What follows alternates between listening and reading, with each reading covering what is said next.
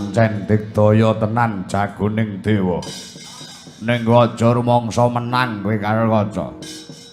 Mbledhos dadi buta pitung gunung penjalukan saka panitia. Waduh. Ya, tak sembadani apa-apa iki manut karo sing nanggap ngenjak piye tak ladeni. Sawangen.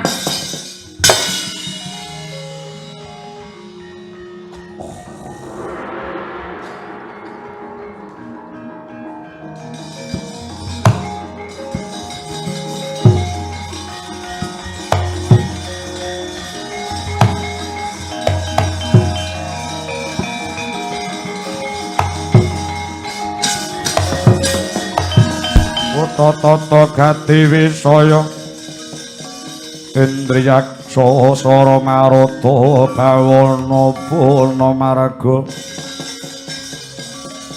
samirana lan parayang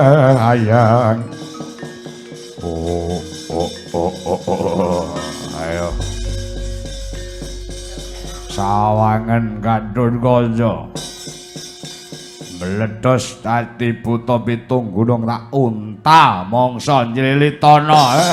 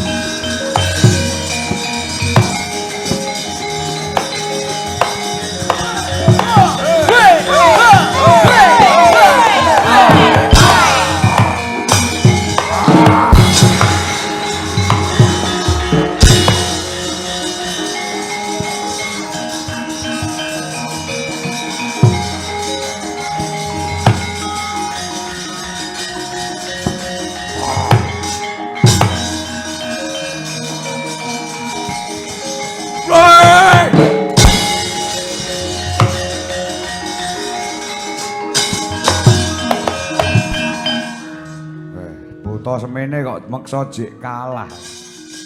Urane sing gedhe dhewe tokne sisan. Ndi masuk kok.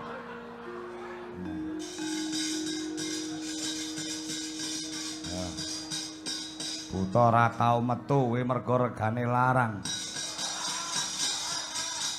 Ora ning bakaran wetan gah ngetokne aku jane.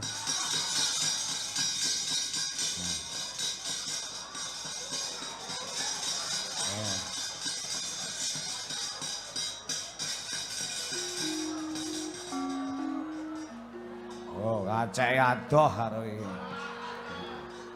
Oh, sakmene iki separone Wis, njaluk piye tak ladeni. Lek ngoriki regane paling pol 6 juta, iki 32 juta regane. Karo tanggapan bengi iki jek akeh iki regane. Iki prada emas utuh. Lek natah udakara meh 3 sasi. Iki sakmene gapite tok iki regane 7,5 jajal. Ayo. Lek iki ra iso koprol. Mergo nyantol dhuwur kae. Isane ning kene golek ngobrolke. Ayo. Ayo. Uta paling mahal sedunia ya iki. Rada emas 72 karat. Unta mangsa ora.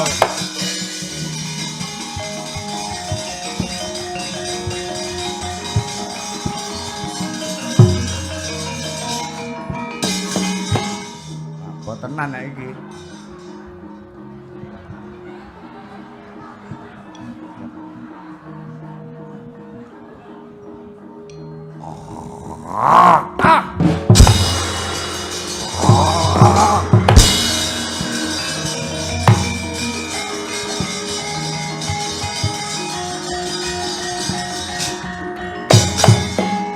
Astagfirullahaladzim. Ayo maju ya, selentik meletik tekan bakaran kulon. Antemo. Hut. Mur keritok.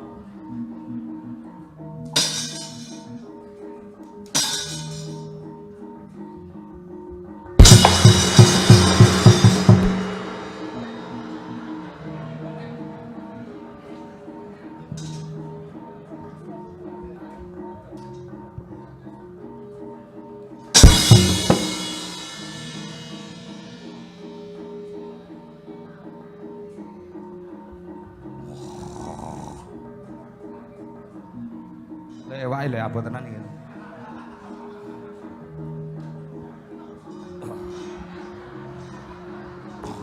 Hei, hei, hei.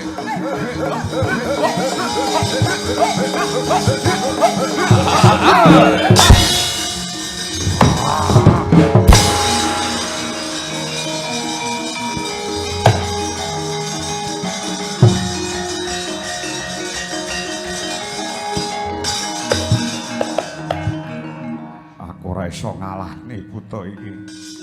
Monggo aku kadung sanggup dadi jagoning dewa. Pak Dalang nyuwun tulung manghancurke buta niki. Oke.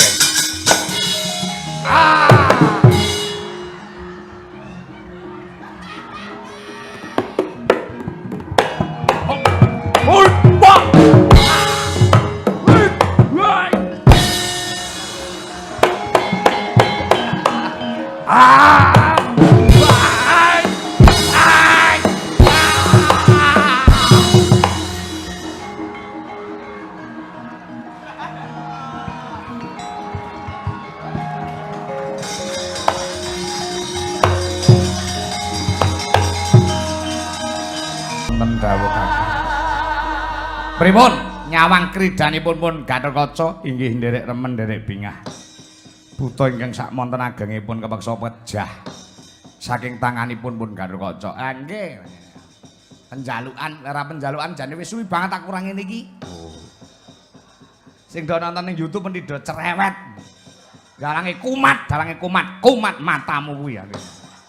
Nuruti sing nangkap kok delokne kumat.